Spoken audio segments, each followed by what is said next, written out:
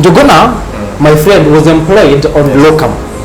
So he used to work for around 15 shifts a month. The company made 60 million. And I asked myself, 60 million and you couldn't pay my guy, why couldn't you pay 30,000? You sacrificed your job for your friend.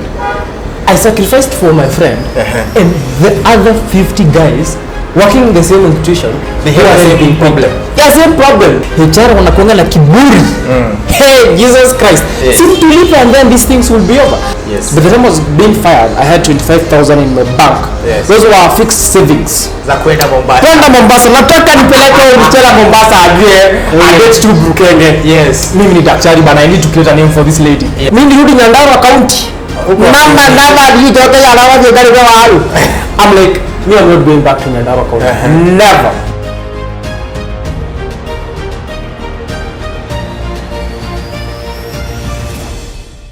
Mr. Peter Ngumba. Yes. Welcome to Unbound Network. Thank you very much. Tunashukuru sana. All right. And the reason why we are here, is because first of all, you are one of very few social media sensations when it comes to medical content creation. All right. But you have a story. All right. Yeah. And it's a story that you have shared with us all along. Umekuwa ukituonyesha the processes and how you are here as the director of Microafia. Yes. Now, before we reach to Microafia, yes. First of all, tell us how did we get here? Because last time we checked, ulikuwa daktari mahali fulani, and what happened? What happened is, so what happened is, yes. Well, let's say you get to an employee, we agree with you, you work for me, I pay you. Yes. So at the end of the month, you should be paid. Yes. And let's say you have 5 workers, all of them should be paid. Because we agreed. I work for you, you pay me. Me, I need the money, you need the work done. Very true. So me, let's start by saying, I was employed as a permanent person. But they were my friends who are employed on locum. So locum means, let's say today as the lab tech of Microafia, I'm not here today, and you are a lab tech, but you don't have a job, but I need to go on and off. Yes. So someone will come in to fill in my position. Yes. Because the company doesn't want to employ somebody else to fill in when I go for the off. Yeah. So they employ a guy on locum. So my friend, my other CEO, this Microafia partnered with my friend Jogona. Okay. So Jogona, my friend, was employed on locum. So he used to work for around 15 shifts a month. So one day, he's not paid. He is delayed payment. Delayed payment. These people delay payment up to the date of around 15. So you are my friend, So if you haven't paid rent and you know I have money, because we are friends, we talk. We are very close friends. So you come to me and tell me, Ebuni okolea 10k. So nimekokolea last month, nimekokolea month, so you are accumulating debt.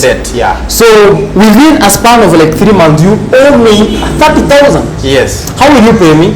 Na ulipu yuko. Na ulipu yuko. You yourself, you other than rent, you want to do your life. Everyone has goals. Let's say I'm a doctor, but I want to do other things. So I want to cater for other goals.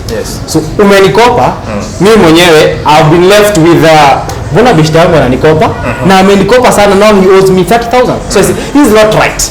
And we are working at the same place. Yeah, we are working at the same hospital. In fact, he is replacing you. And then the worst part is there's something called revenue meetings. Revenue meeting is when I call you, everyone who works at this hospital, I tell them, this month we made 60 million. I go, my boss then goes and just, no, my boss in terms of I'm under somebody when I'm working here. Your senior. Yeah, my senior at that point. They go on a revenue meeting. They tell us, remember what the company made? The company made 60 million. And I ask myself, 60 million and you couldn't pay my guy? I don't be lied, in the medical field, they're not paid a lot of money. You can make a guess that I had 50,000. That's a lie. The much I ever earned, because this is let me tell you later. Let me not lie. The much I ever earned was 36,000. A permanent employee. Yeah, 36,000. I was very happy. Oh Jesus, I feel pity for myself. So I wonder, this guy works for 15 days. He's paid not 15 days, but his full amount was coming around 30,000. Yes. The company made 60,000. You couldn't 60 million. Yeah, 60 million. Why couldn't you pay 30,000? And the people at Locum are not paying it. They are around like 50. Yes. The company has a capacity of 600 workers. Yes. But you couldn't pay 30,000. So I was like, no, this is too bad. Why don't I create awareness that you people, you think we are earning a lot of money? Yes. We are not. First of all, we are not earning a lot of money, and these people we are working for 60 million are not paying us.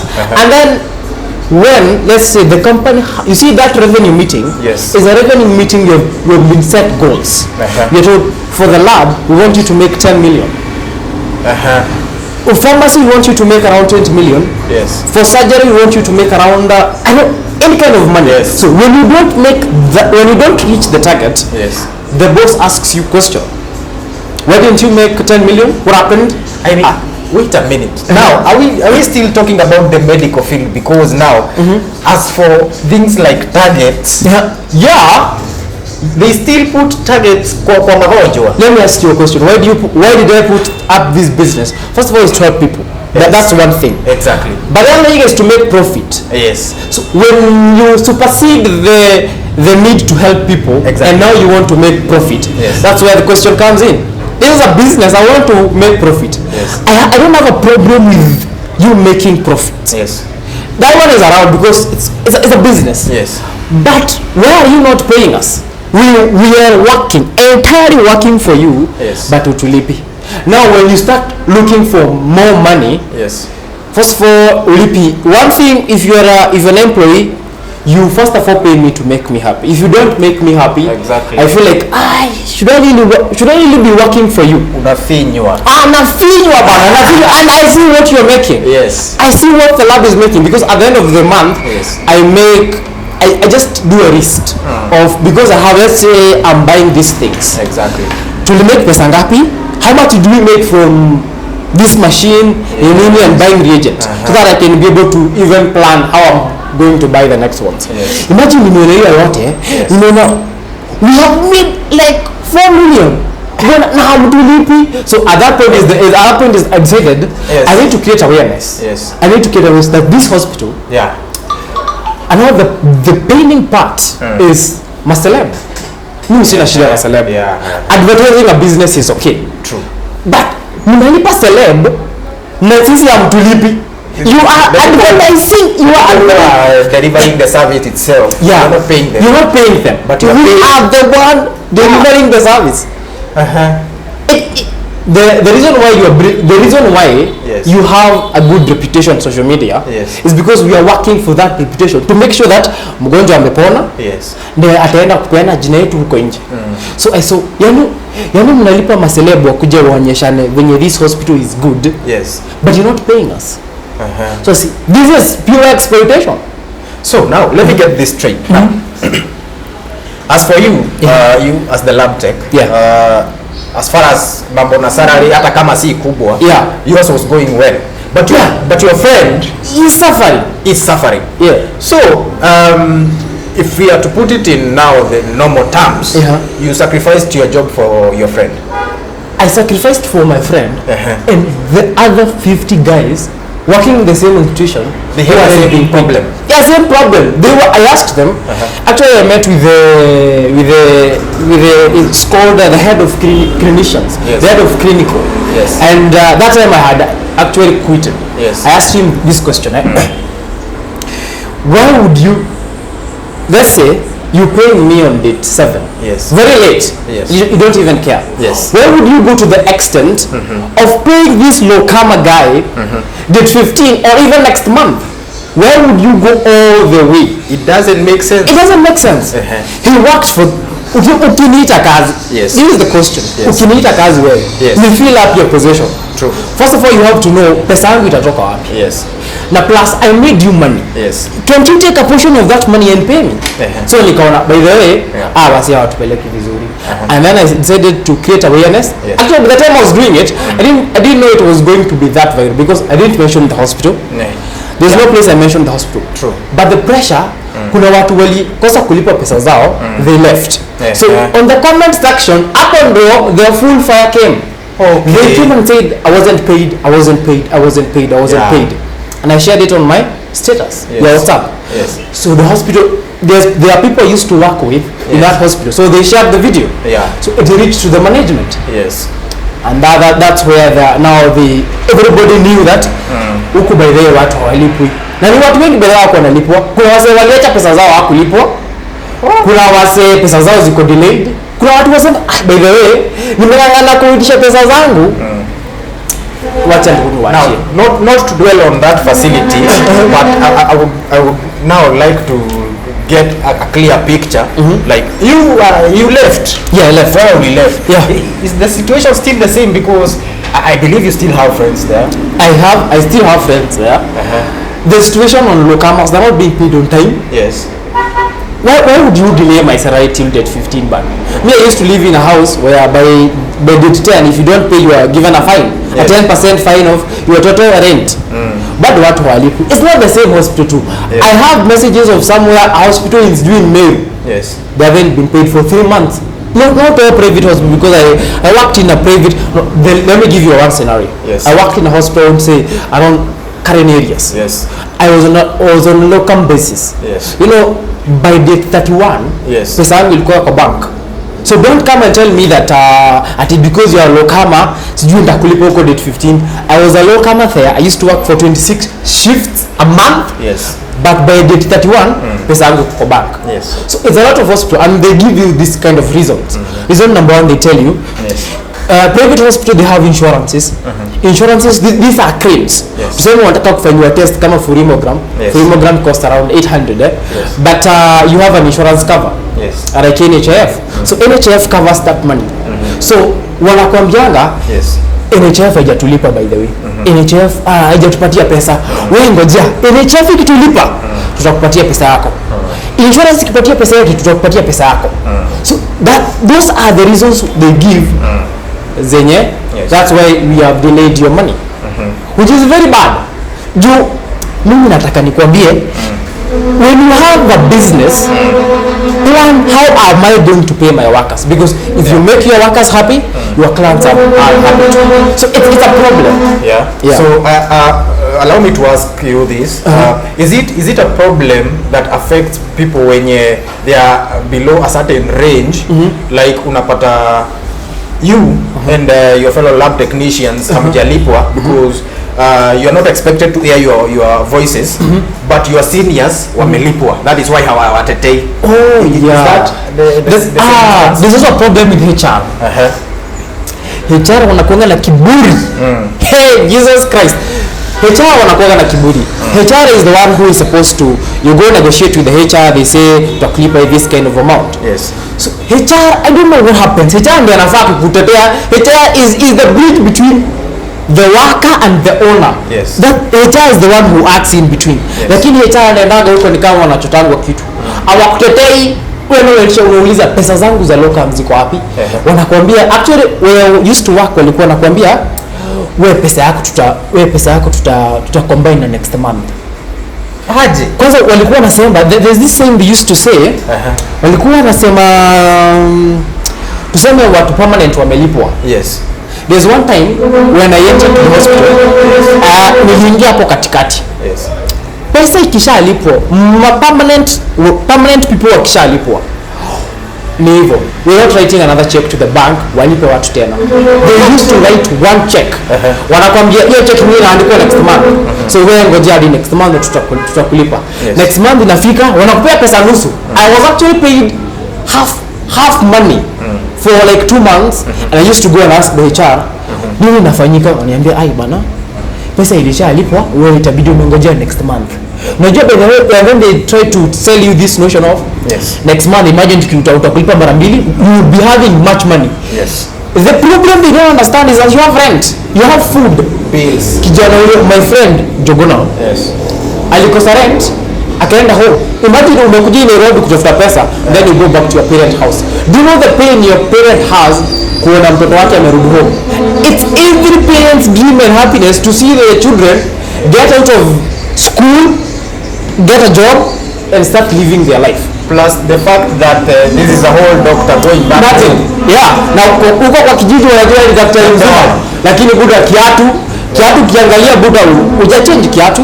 Luku bado ni ile ile. Alafu pale ulikuwa muuliza swali ya uko juu. Yes. Uko juu the hospital used to work. Yes. Is a kind of family something. So uko ni kushikana. So I brought you in, you brought the other guy. Yes. So mnashikana huko juu. Yes. Mnakula pesa yetu vizuri sana. You're driving very nicely. You see mkubwa wenu kama ni HR ama ni finance amenunua gari. Nyinyi bado mko huko. And then there's a problem of when you talk. When you talk you get fired. Wow. Yeah, you get fired. So they fire a fee. And then they fire you and they don't pay you. Mutawapeleka wapi? Why will you take me and I know somebody in government? Plus they have already made their name in social media. Yeah. Celebrities. Utasema nini? Pale hivyo mimi kama Peter Ngumba nakuja kusema hiyo na hospitali ya microfia ni mzuri. Ndio hata ndio basi wananifanyia nini na nini. But deep down there, don't jina. If you go back, there's like a video I made after I left. Yes. After I had brought up that issue, they took up I wouldn't say they took up like a project to help a certain kid to cover up their mess. Other than addressing the real issue, hamtulipi. Simtulipi, and then these things will be over. They pick up somebody they cover up the story. So what they did is like now because now the hype is already there of Hamulipani pressure. And so the attention is already there. Free attention for that matter. So they capitalized on that. To market themselves. Sisi ni watu wazuri, tunasaidiaga kama tuseme upatane na bega hapa nje umhelp. Sasa watu watasahau ile makosa ulikuwa umefanya wewe, and now they see this good thing that you have done, but deep down you are trash. I think the best way to put it is nianikwe. Now to capitalize on that kuanikwa, I start charity. Ndio hiyo sasa. Now away from that now. When did it hit you now like okay, I'm fired? I was not fired. I quit because the place was so toxic. Yes. And niliona tu hata nikirudi. Yes. We will still have commotion. Let me just quit. This is a toxic place. Yes. And other places that are very toxic, let me just quit. Yes. And I just quit without a plan. Now, after we all know that place of quitting without a plan. And I want to know how did you maneuver because kuna wakati reality inachapanga mtu you realize oh crap I need a job. When did you settle on now becoming your own boss? Alright, so when I quit my job, there's a friend of mine, it's called Mr. Munyao. Yes. Mr. Munyao he has a laboratory in around it's called where? Ukienda huko Karen. So what's that road called? There's a road there. Pale kwa greenhouse mall. He has a laboratory there called Jamhuri. Yes. At that time he was giving me a job where I was testing food handlers around Nairobi. He had a tender of testing all food handlers in Nairobi. And he had given me a job to do that. So I wasn't in a bad place. He was paying me very well. And there I was going with good money. So at that point nilikuwa tu sawa. And then the job came. Tulikuwa tunawapea after 6 months we test them. After 6 months we test them. So when the reality hit me really hard is when that job of Mr. Munyao ended. Yes. So when it ended, I went back to my house. Yes. I stayed there and I was like, okay, what can I do? Yes. The plan ya kufungua lab haikuwa. There's a friend of mine here who has a clinic. So I came there and I saw around Dumberi, there's no lab. Okay. This actually micrography is the only lab that is in Dumberi. Yes. But around here, we have 9 clinics, around 10 clinics. They send their patients to Kiambu. Because Kiambu, to go test then come back. So there's a friend of mine that I've told you she has a clinic here, and I told her, why don't I put up a lab inside your hospital? In my bank, after I was fired, they gave me 40,000. It was supposed to pay me a little bit higher, but they gave me 40,000. Yes. So with 40,000, I could buy a microscope. Yes. Microscope is the standard of a laboratory. Yes. Because you have to check for microscopic organisms. Yes. A microscope is everything. Yes. Other things are strip-based test. Yes. So with 40,000, I could get A microscope worth 25,000. Yes. Then the rest they could buy strips. Yes. This is the problem. Watu kushikana inaletanga mushkil. Yes. You know, lab tests are quite expensive. True.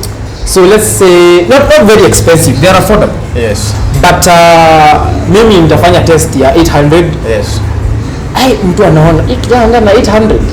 So let's say you do 2 furimograms. Yes. That's around 1600. 1600, yeah. Mtu anaona msi amebeba pesa mingi sana zangu. Yes. But I went stay kumchomea but sijui niseme hivi but aliniambia I want to put up a lab here. Aliniambia no wahala ni sawa kuja tuweke tu lab. You see that tone you give somebody and you know I am unwanted. Ile haina noma. But you clearly know. Yes. Noma iko. Hapa haiwezi mimi mtu alitaki hapa. Anajifanya juzi ni mabest na niambia kuja tu weke lakini wahala nikajua hapa haiwezi make. Yes. So nikaenda kwa Njoguna. Hiyo time nilikuwa naishi na Njoguna. Njoguna lives in Githunguri and I said Njoguna alikuwa ananiambia why don't you put up your own lab? Anambia buda niko na 40,000 nasema nilikuwa hata nishazikule tuko 30. Tuko ka 30,000. I'm like 30 tutafanya nini? I want to be I used to bank in a sacco. Yes. As a young man, please try and be in a sacco. Yes. So me went to a sacco and I asked them, well, I have 30,000. How much money can you give me? And they told me we can times 3 that money. Ilikuwa 30,000 actually. Ilikuwa around 20 something because the bank gave me around 60 Gs. Yes. And so it's a good money to start. The problem they don't teach you in school, they don't tell you how to actually start a business. Yes. They just give you a business plan. True.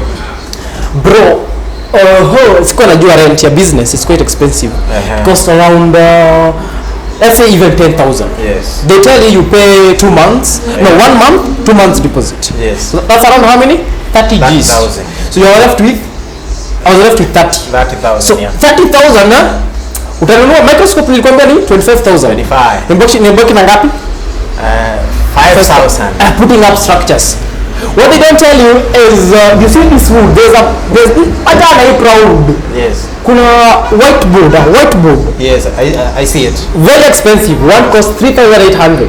The same. But no, that one is white. Yes. But it's the same as this one. Yes. Cost 3,800. I needed. I brought in fundi. Fundi akanichapia akaniambia you need like 4.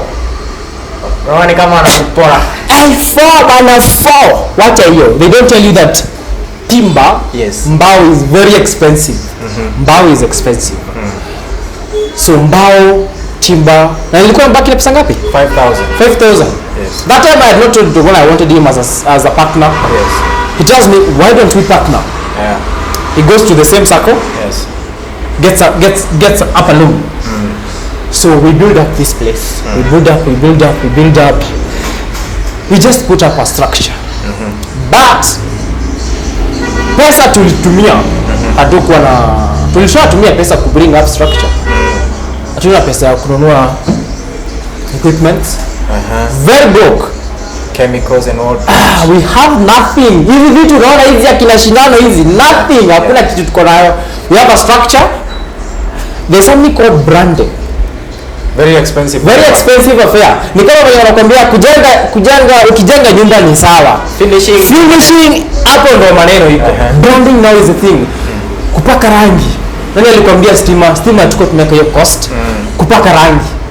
Then one time Njoguna we are with him tunaonyesha watu venye we do the process. Yes. So Njoguna tells me after he doesn't tell me we are online. We are doing up we are live on TikTok. Yes. Then he just says by the way wadau hatuna rangi by the way. Hata akuambia hatuna rangi ananiuliza by the way tunahitaji rangi. Yeah. And then when I look at this cardboard they are very plain. Then I understand by the way tunahitaji rangi. And someone randomly from TikTok decides anatuliza rangi ni how much we didn't know. Sisi ni madaktari we deal with student urine. Sisi ndio rangi inatokanga how much. Wanasema tukuna rangi ni how much. Someone au comment section anasema sijui 600. Yeah. Tunaenda kuangalia. Hatukuzima live, we went to Kiambu. Tukaenda kwa nini kwa mtu wa rangi. Akatuambia rangi is around 800. Wase wakatubaia rangi. Wow. Wase wakatubaia rangi. Just like that. Tukakuja tukapaka rangi. Tukakaka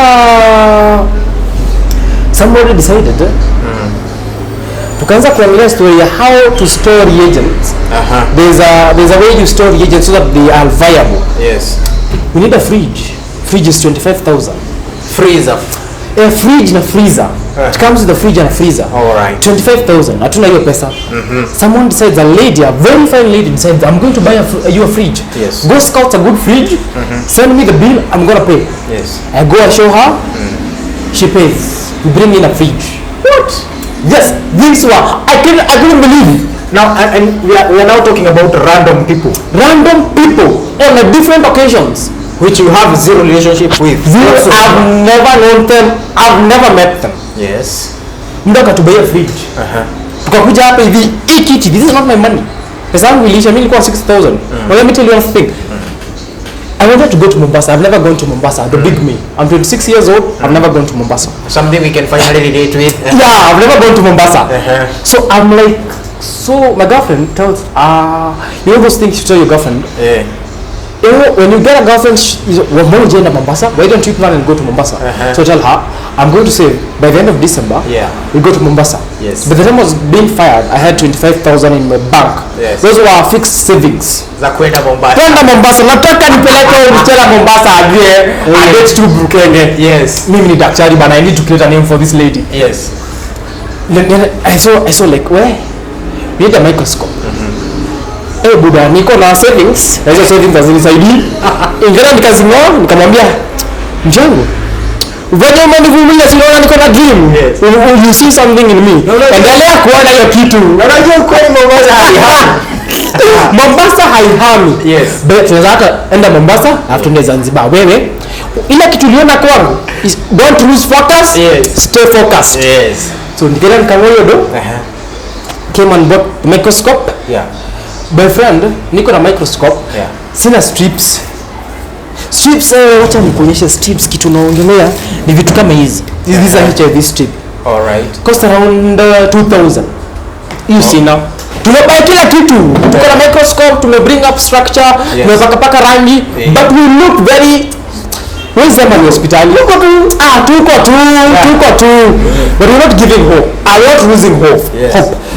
So, Jukona kaniambia tuko na following. Sisi sio watu wabaya. We just want to create a community where we can do accurate and timely testing for our people. Why don't we go back to them and tell them, sisi by the way kimaturamba. Come through for us. We just went in there. Tukasema by the way kuna vitu hatuna by the way. Kuna vitu hatuna. There are things we don't have. Then some people decided to come up. People sent us money. People sent us like 10,000 kwa kuma 10,000. Alikuwa tu usiwahi dharau pesa. Mtu anakutumia 1,000. Anakutumia 10,000, anakutumia 20,000, 50,000. And that's how we have come up with this lab. Microafia. Now tell me, how has it been transitioning from employee to now boss? Who delegates everything? Like stima ikipotea ni wewe. You know, as an employee, something that I can relate. Ulikuwa tu unaona mambo zinafanyika tu. Mambo zinafanyika. Let me tell you. My lab manager. He's just a good man. His name is Chris. So mimi kuna vitu tangu SOPs na kuandika vitabu nini. Mimi nilikuwa nasikiza video za Chris nini bana. Mimi wacha nifanye night. Kesho ukikuja mchana wewe utafanya hiyo kazi. Now I am doing all that work. I am doing the orders. Nalipa stima. Napigia watu wa kuleta hizo orders na hakikisha ziko hapa. Man, it's hectic, but trust me, I am enjoying it. I am enjoying it. Now I'm learning. These are things people don't teach you in school, brother. Now you are learning step by step. Unajua kuna kusikamiwa. So kuna asa nimejua kubagaini. I'm the worst bargainer. Mimi tuseme kitu natoka 500. Unikatia mbao buda.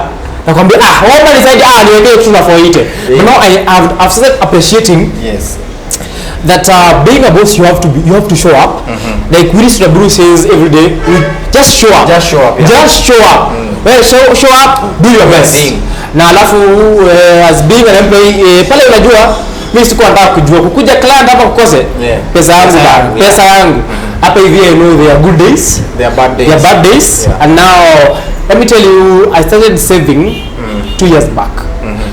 The problem with you being employed, unajuanga next month niko na kapa 36 itaingia nikilipa nyumba 6000 niko na ravate mimi niko na kulipa pesa buda guarantee si next month niko na nini. Yes. So now here you're like hey twagodeka ajirio mwe ka magana mana. Hey, sometimes you don't even eat lunch. You're like rent inaningoja. Na mtu rent akikuja yeye anataka pesa. You learn to forego some things to build up something for yourself. So now I'm learning like sio kila kitu ni muhimu. Hizo masheva vitu nilikuwa na buy, now I don't buy. You're growing up something for yourself, and then this is something you put in all your energy and heart into. Or do you like ni kitu ya mtu mwingine asipokulipa like this nigga doesn't pay me. Ikifika 6 mimi nishaenda home. Hapa hivi I show up at 8, I leave at 8. Na sijaona mtu. But I have hope that tomorrow God at a let our clients. And now I'm also learning I'm learning a lot of business. I took business, but it didn't teach me that you have to be hours late here. You have to. Sometimes unaamka tu unasikia mimi nitafika huko. Kwanza Kigogoni is very cold. Unaamka tu unasikia mimi nitafika huko. But because we don't have any other choice, you just wake up and come. You're the first one to arrive, the last one to leave. By the hiyo tu ni ya mwenye biashara mwenye umeemploy ageza kifika yeye ameshajitoa. Now here you have to alafu kujipea off nayo haiwezi make. Now considering the fact that you and Njuguna now you are partners. Kule kwingine compatibility mkiwa employees inakuanga very easy because you can relate to like we hate the same boss. We hate the same boss. For example, anatufanyianga mambo. Everybody hates their boss if they are working. So hating the boss can be one point of me being your friend. Right? Now there comes now mumetoka now being employees, graduate to business partners.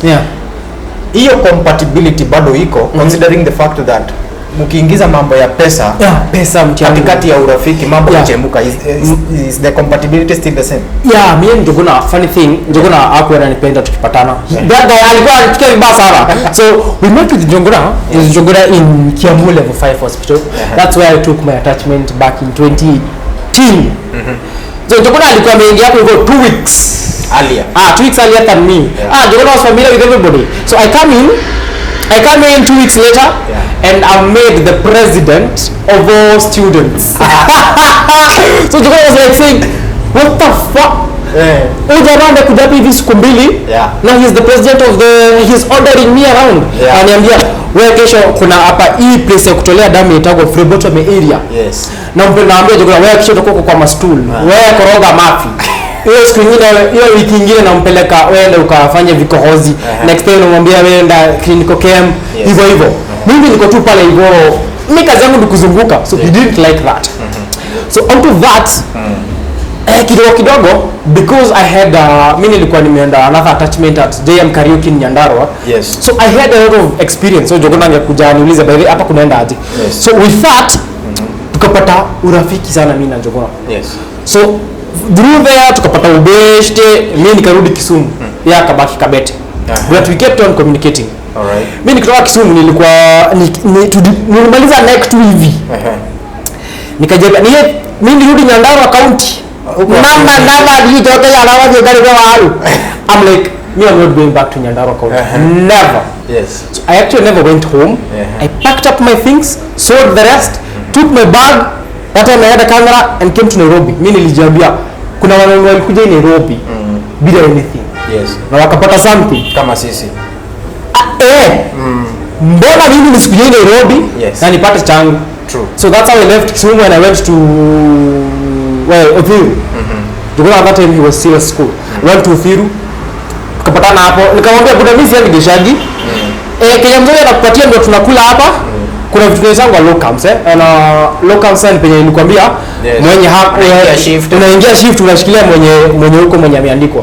That's what I used to do. So I got my first job in Rimuru. Walikuwa wanajenga 18,000. Yes. Nikapiga kazi yangu hapo safi and then kuna best yangu alikuwa anaitwa Irongo tulikuwa tunasoma naye Kisumu. Yes. Akakuja hapa Ikino kuna hospital ilikuwa hapa hivi ya Catholic. Alikuwa anafanya hapo. So nikamaliza huko Rimuru. Rimuru nikaona kumechacha tukafunga. Nikaenda Kagwe. I worked for Kagwe for a month. Yes. So that time sina license. You have to be licensed. Pale hivyo ukitoka shule uko tu na neck. Wewe umesomea tu wewe ni medical laboratory technologist, very fine, but you have not been licensed by a licensing body yetu inaitwa KMLTTB. Yes. Tukashikana na hiyo kitu inaweza anguka. Na ukianguka ni 15,000. Pesa sina. By the way, sasa mimi tukashikana Irongo tukasema itabidi tumesomea hii mtihani juu we only have one shot. Tutile na besha my mother aliniambia by the way nikimaliza college mimi sina pesa ya kukusomesha tena. Yes. Wewe generalnya wewe my friend. Yes. Tukashikana na Irongo, we used to sleep down. In Ikino. So Irongo anaenda shifts 2 kwa wiki kama 3. Ananiacha kwa nyumba nikisoma. Jioni akikuja naanza kumuuliza unajua bacteria ni nini? Hebu nipe adaptations za bacteria, namwambia what is blood group. Mimi mwenyewe nimeshinda nikisoma, akikuja jioni namfunza. Next day mimi naenda job, yana anaacha kisoma, tunapatana jioni tunasoma hivyo. Yes. We went did our board. Did the first time na tukapita, hiyo story tukamalizia hapo. Sasa Njogona anakujia. Njogona bado hajamaliza Kabete. So mimi bado sasa nimepata license. Yes. Nimeenda Kagundo. Yes. Kuna mtu alikuwa na lab peke yake huko Kagundo. Naenda hapo hivyo unapiga nalipo 20,000. Yes. Irongo ananiambia buda, uko na license na nalipo 20,000. Wewe. Nikakuja Kiambu. Yes. I worked in a hospital hapa hivi Kiambu. Yes. For whole year. Nikaona bana pesa iongezeki. Nilikuwa nadhani bana nikikuwa daktari nitakuwa na pesa. Baadaye nilikuwa najiambia all along mimi natakanga nikuwe photographer. My dream is to be a photographer for Formula 1. I don't think there's a Kenyan who is a photographer for Formula 1. So mimi nikaingia kazi by the time nilikuwa naingia kwa 30,000, bado mimi ilikuwa 30,000. Nienda pale KCB ya Kiambu. Nikazitoa zote. 30,000 kwanza nilienda hapo hivyo kwa nini? I made sure nimepata ATM. Nikaenda pale hivyo 40,000 nikazitoa zote, nikaanza kwa keja, nikazianza kwa mat, nikazihesabu na nikazilalia. Next day nikazichukua nikazirudisha kwa bank. So I used to think being a medic had money, which is a lie. Huyu Kenya hakuna medic kuna pesa, waitire pesa huko. It's very broke. So nikapiga hapo hivyo 1 year. I didn't have any savings. Ziko ya savings, zero savings. Nikawacha kazi. Au niliacha kazi juu walikuwa wanipatia niende 3 hospitals same money. Nikasema this is bullshit. I quit. That's where Mr. Munyao comes in. Yes. Ule mzee alinipea job after I quit this other job. Yes. But Mr. Munyao took a whole like 6 months before anipatie kazi. But it took another 6 months before anipe kazi. Nimequit ile nadhani inaenda kwa Munyao nipate pesa fiti. Munyao ilikuwa imeshikwa huko so yake ilikuja after 6 months. Yes. Nikatoka hapo hivyo I went to work for Karen Hospital. Karen Hospital is one of the best hospitals in this country. Yes. So I worked there kidogo. Yes. Kuna watu waliniita. Yes. Mimi nilikuwa naenda kunipea pesa mzuri but let me tell you. Unaona kama ujaishika 30,000, umeishika 20,000. Mtu akikupea 30,000 unakaa ni pesa 50,000. Hiyo mtu amekuokolea. So mimi nikapewa kitu pesa tu fulani hapo. Nikapewa actually nilipewa pesa ngapi? 34,000. Yes. Kwa nilikuwa nilipewa 30 bana. Difference of 4K unaona. Buda. The hospital was nice. Yes. It had all the tests that I needed. The equipment, everything was flowing nice. Yes. So kuna watu wengine pia waliniita. Sasa watu wengine wakanipatia pesa zingine hapo juu na kidu 2,000. but now the days, the number of days. Kupewa kazi akiwacha nikuambie gazi ulibona tovogo. Yes. You know there's someone, yes nimekupea do hiyo 34,000 Yes. but working hours mtu yangu. The scope of work. Yeah. Alafu the amount of work. Let me tell you, I'm a very good phlebotomist. Phlebotomist ni mtu wa kutoa damu. Yeah. So I'm very good with kids. Yeah. And I'm very good with big people. Yes. So at that point I used to draw blood for high and end, the ministers of this country. Yes. So people used to say I'm doing a good job. Yeah. When you're doing a good job, and you're young, people tend to use you very badly. Yeah. So when you grow, you start learning. But then I saw wananitumia vibaya. Yeah. Na pesa ni kidogo. Yeah. So that's why I quit. You have to learn. You have to learn these things when you do them. Yeah, true. Again, you have to differentiate between being a favorite and being misused. Yes. Alafu ukita ni pesa. As a Kikuyu knows, like, hey, yes, I'm doing a good job, but the money is not money. Yes. So I came on to this other hospital. 10-year job iko fiti, siku za kwenda off ziko sawa. Alafu sasa siona sasa wakakataa kulipa watu mabeshte zangu, nikwambia kuendeni huko. You can be advertising all over here. Yes. Sasa Njogona, penye Njogona sasa anakujia sisi na yeye kukua mabeshte. All this time tumekuwa mabeshte, amekuja nimemwambia by the way hiyo siniko kwa wase wanapewa malocums, why don't you go and apply? He applied the same hospital but a different place. Yes. Even though sisi na Njogona tumekuwa. Anytime he needed anything, I'm there for him. Anytime I need anything, he's there for me. Nikamwambia, why don't we try this thing? That's akaniambia, the time that I was lacking money akaniambia, but then niko na pesa fulani, why don't I put it in there? Tujaribu hii kitu tuone. Tuzemane tulijaribu ikakataa. Juwezi sema imekataa na ujajaribu. Now when it comes to delegation, kwa sababu in as much as you are friends and tuliamini hadi do. So sisi we have an agreement. Hata hakujaanza kuitubia. Hakuna kitu. Biashara haijaanza kutupea hiyo place, tunaweza katana tuambiane. Yes. Na chukua 50 but is a 50-50 share. Yeah. We are equal partners. Yes. At least my coffee about your clinic, we are equal partners. Now, there is something that huwa inasumbua sana business people, especially watu young, when you want to venture into business, and that is the government. And how to go about registering a company, registering you being legal, operating legally. I understand in medicine, it is a whole different thing. A whole different level, bwana. Now take us through about that process and how you maneuver, because the last time I called you, kuna vitu ulikuwa umeniambia. Lazima ni this ndio tunangoja before we go public. So baba Njogona, alitwita siku moja akatuuliza, lazima na Kikuyu, utaona bra iftari. Wila barua. Now that you're opening up business, do you have the papers? The government, the legal papers? Tukamwambia hatuna. Akatuuliza, huku kwangu mnaona kama mkiweza shikwa niko na kitu naweza uza nikuja niwatoe. Ama mkiweza pea mtu results mbaya aende akufe. Typical African parent. And that's why we sat back and thought, where? By the way, hiyo inaweza kuwa blanda. Sisi tulikuwa tunasema hiyo si kitu kubwa. Now we started going to the whole structure of, I didn't know how to open up a company. It's a whole another level bana. You go to e-citizen, a lot of things bana, unajaza. But we did all that. It's a good experience to learn from your own. Ile tukula pesa. So unaona pale hivyo. That's why I told you if you have a good online base, be faithful to your followers. Wanaweza kuokolea. Sisi hata kuregister kampuni, sisi we didn't use any money. Hatukuwa yatu ilishaisha huko ku ground break, pesa yetu ilishaisha huko. So we went there and told people, "Baya tunataka kuregister kampuni." Hatuna pesa. And we are registering company in two ways. The government part of registering a company, or you can either register a company or a business. So we opted to register a company. I don't know why. Tulikuwa tunataka tujisikie sisi ni CEO. Sisi tuko na damu moto, tunataka kuwa CEO. But actually the person who motivated me to open up a company is Abel Mutua. I'm a huge fan of Abel Mutua and Phil. Very huge fan. I like Phil production. I'm a very big fan.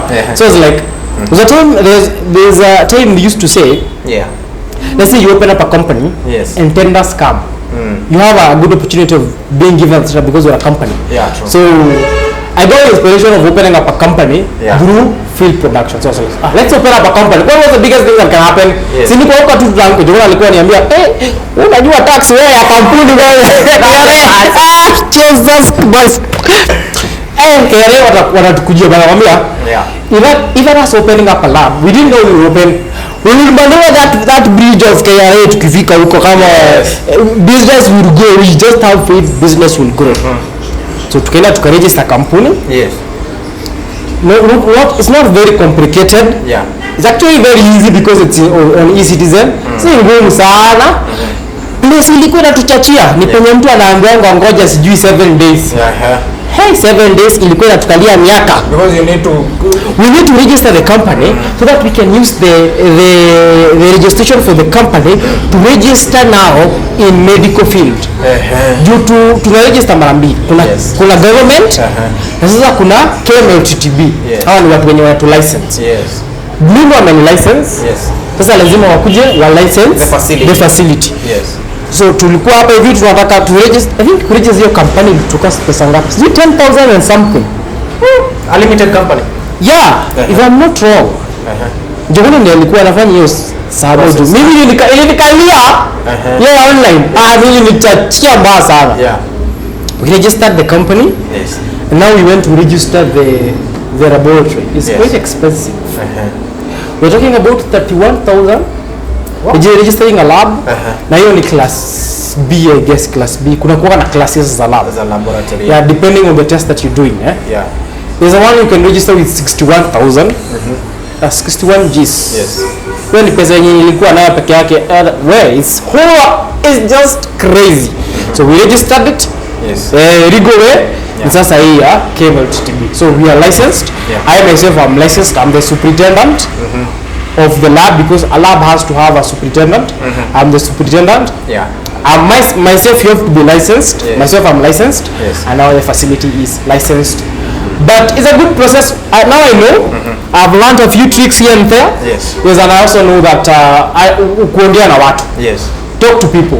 Watu mtu akikuongea don't just dismiss them just like that. Ongea na wao, hear their side of the story. Kila mtu anaweza kusaidia even with the true information. Do registering company and the lab, we highly dependent on other people.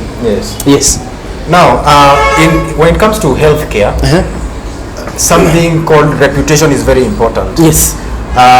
To make sure that what you are advertising out there and what people are getting here is not two completely different things. What is that one thing that is distinguishing you from other laboratories, so to say? Alright, so making sure that you are providing good results. Tuna vitu kadhaa tutaangalia hapa. Let me write them down so that I don't lose thought. Because I kind of lose thoughts when I talk a lot. But number one is calibrations. Calibrations ni kumaanisha venye manufacturer alikuwa anataka hii kitu ifanye kazi ndio inafanya kazi. Haifai kupeana outrageous results. Tuseme it's between this one should read between 1 and 30. Manufacturer alisema isome 1 to 30. So hapa akasema this is 1 is low, 30 is high. Between 5 and 8 is normal. So anytime this machine isome 35, tunajua hiki kitu kuna shida, kuna shida. Kuita engineer akuje iangalie kufanya kazi. The same goes with every machine. Before you start it, you read the manufacturer's directions. Una calibrate isomange in a certain way. Also there's something called quality control. Quality control inafanyangwa in two ways. You can do an internal quality control na external. Haya. Internal quality control hii kitu inakujaga na blood unknown positive. Tuseme inakuja na unknown high yake ni 10. Na inakuja na low yake yenye ni 2. So ukipima hii machine na low inafaa kusoma 2. Ukipima the higher sample inafaa kusoma 10.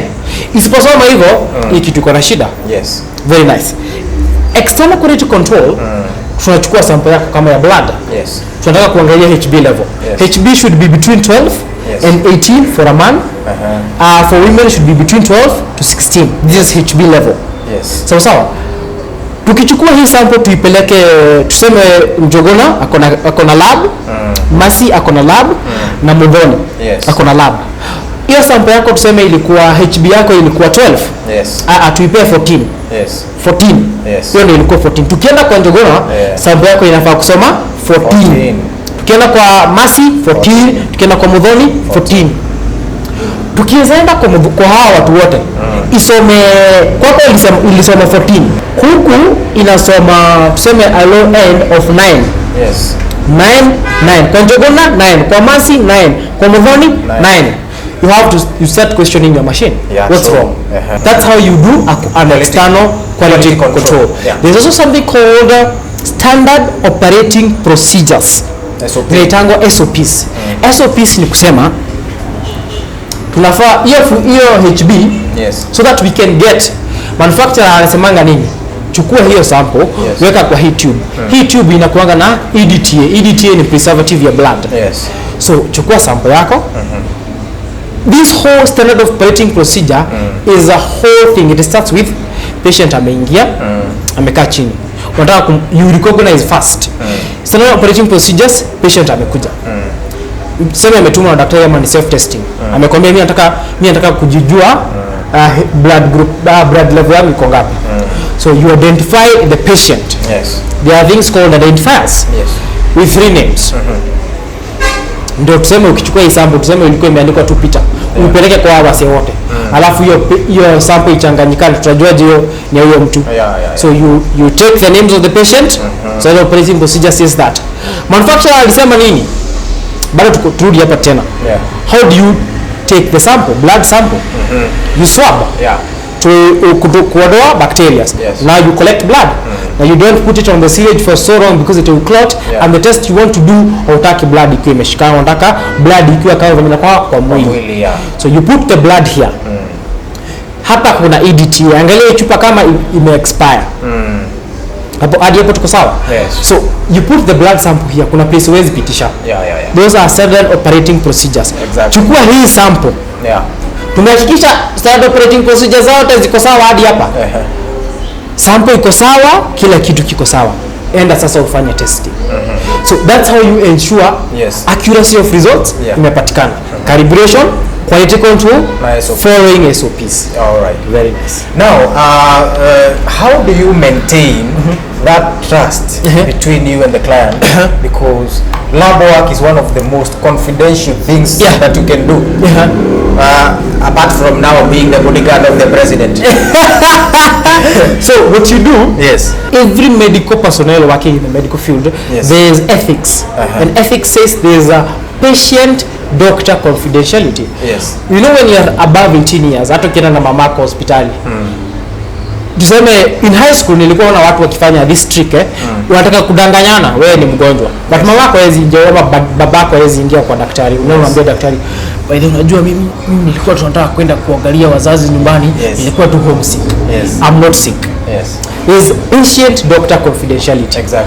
Whatever I do, I should never expose it to the other people. But now I want to create awareness. Nataka nionyeshe wasee about sio vitu ngumu sana.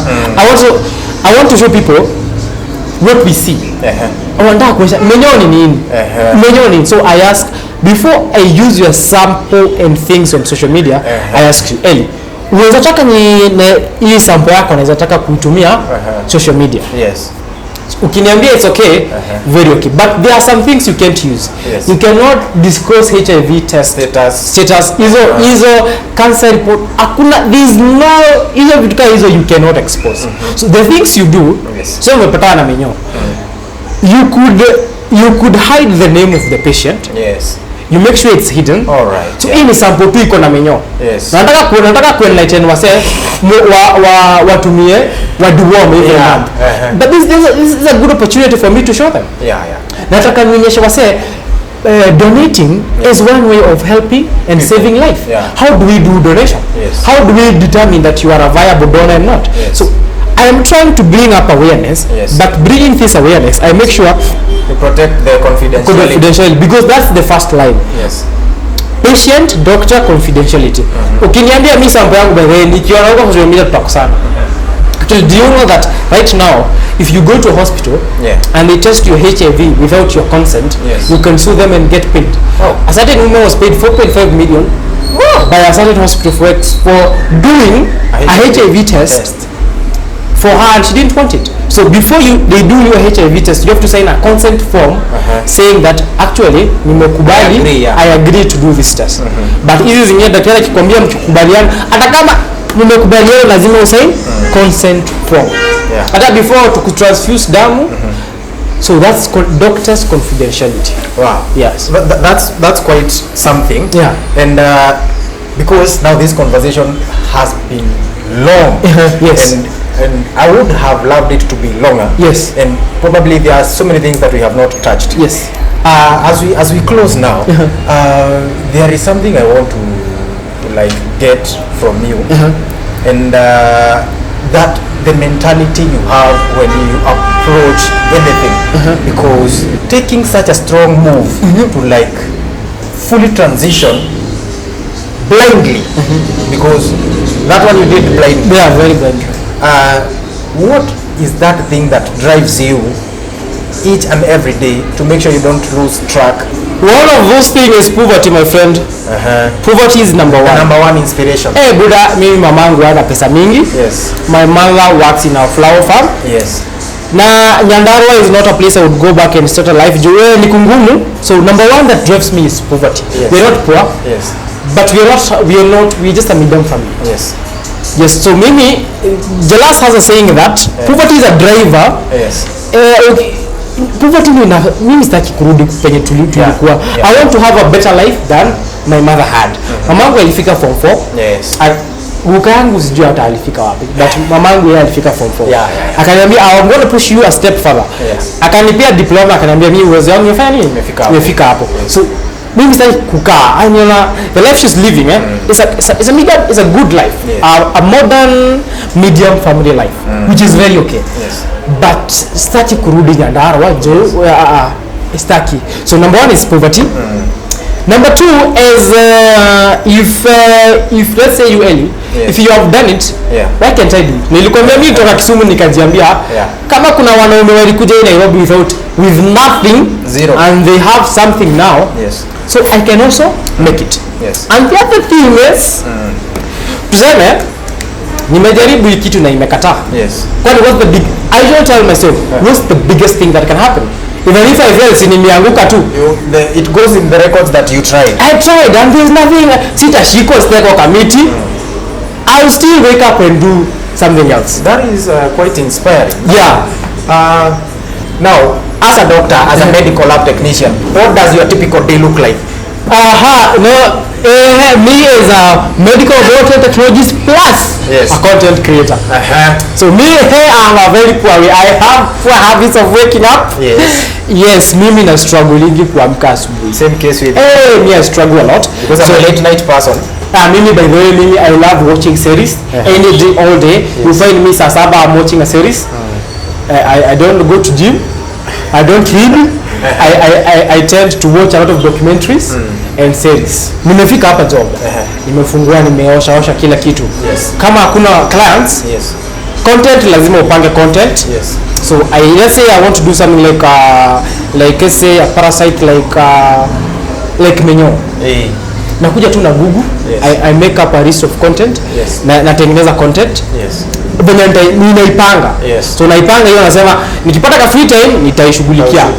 Hiyo kitu kingine nafanya ni kama kuna anything we are ordering, I track it. So kama kuna samples zinafaa kuchukuliwa place, napanga venye tutafika hapo tutachukua. That's a typical morning hour day. Just I don't think nikishamaliza hiyo yote, just I come here. There's a laboratory, those clinics nilikwambia ziko hapa around. I just holler at them, naambia leo tuko mtaa, just kuambia tu tuko mtaa. Tuko mtaa kama kazi ikuje, kazi ikuje nawaambia tuko mtaa, kazi ikuje. Kama kuna any results I need to send to a patient, nilikuwa nimewapea maybe a time frame of inaitwa TAT, turnaround time ya 3 days. Naangalia kama kuna sample kama za sema pap smear, those are done by a pathologist. I can't do them myself. Pathologist nazifanya. Naangalia siku 3 zimeisha, kuna results amenitumia. Kama kuna anything nafaa kumtumia na hakikisha ametumia on time, so that I can make sure nilisema ni timely results. Nimemtumia timely results. So after that sasa tunakaa chini, tunangoja wagonjwa wakuje. Kama nikipata ka free time hapo hivyo natengeneza content, tuna upload pale hivyo mtandao. If I have to chat with anybody, na chat na mtu yoyote. Jioni tunaangalia records tumefanya aje. Tunaangalia kila kitu kama kuna kama kuna samples zinafaa kutumwa nje, na organize venye rider wako atakuja kesho azichukue, na ziandikia request forms.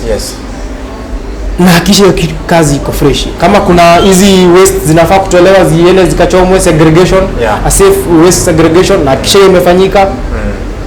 Mtu kukuja kuzichukua kesho amekuja, nimemwambia kesho by the way tunatupa waste, pitia ukizichukua. Yote nikihakikisha imeshafanyika.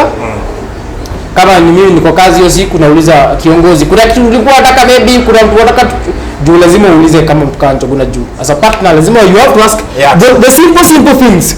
Na muuliza kuna sample unafaa tuchukue place fulani, kuna mtu amekuongesha tuchukue sample kesho na nini na nini. Tukihakikisha mambo yote imefanyika, tunafunga mtaa, tunarudi kejani. We repeat the same thing. Over and over again. The goal is to show up. The goal is to show up. Please show up. Kwanza kuna quote moja leo nilisikia fiti sana, like 2 days ago, that pick any phone. Mimi I hate calls. I hate calls. But you motivated me, pick calls. Pick calls bana. Pick calls. Show up. Pick calls. Do your best. Na mtu yangu hata ukiona leo hujafanya the best, usikufe moyo. You showed up, you tried, haikujipa, jaribu tena kesho. Now I won't tell you to say your final words, because definitely this is not our final interview. It's one of many. I want you to look at the camera and talk to your people about Microafia Laboratory Clinic. Tell them where you are, give them your social media handles, and all that. Talk to your people. Very nice. Habari wagonjwa, mko salama? Thank you very much. Since I came to this online space, I was big 2020. You have been with me, you have supported me all through. Now we have opened up a new laboratory. Our laboratory is called Microafia Laboratory Clinic. We're located in Dumberi. Dumberi is just 5 minutes from Kiambu town. Unaingia matatu zinaitwa na Kinduka. Very nice. Ukiingia na Kinduka inakuleta hapa hivi Dumberi stage. Ukifika tu Dumberi stage, kuna petrol station inaitwa Exonite. Tuko hapa hivyo first floor, room number 15. Rabia tunaitwa Microafia Laboratory Clinic. Tunafungua saa 2 asubuhi, tunafunga saa 2 jioni. You can follow me on my social media platforms. Utapata knowledge. Maybe uko na ugonjwa uelewi, maybe uko na discharge, unaumwa na tumbo, unataka kujua blood group yako, unataka kujua kama watoto wako ni wako, tunafanya DNA pia. And any medical laboratory test you want to do, we do it here. Namba yangu ya WhatsApp ni 0773 199 818. My TikTok I'm called Dr. Ngumba or Peter Ngumba, and hapo usikia any laboratory test you want. My Instagram is p_ngumba_peter. My Twitter is the same p_ngumba_peter. Yes, tupatane hapa Microafia Laboratory Clinic every day. Unaweza nipata hapa mimi, ama unaweza pata daktari mwingine anaitwa John Jogola. Tunafanya naye hapa Microafia every day from 8 a.m. to 8 p.m. And thank you very much for having us. Tunashukuru sana. Shukran sana. Thank you for gracing us with that interview. Asante sana. We wish you all the best. All right. Endelea kutupea interviews. 50.